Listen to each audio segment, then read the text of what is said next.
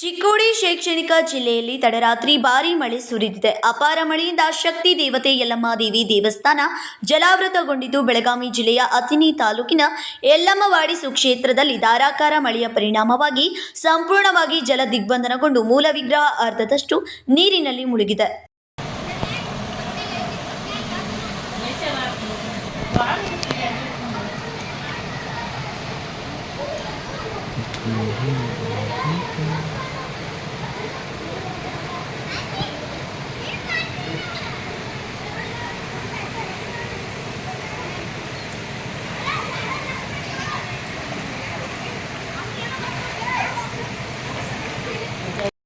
ರಭಸವಾಗಿ ಹರಿಯುತ್ತಿರುವ ಹಳ್ಳದ ಮಧ್ಯದಲ್ಲಿ ಈಗ ಭಕ್ತರಿಗೆ ದೇವಿಯ ದರ್ಶನ ಸಿಗುತ್ತಿದೆ.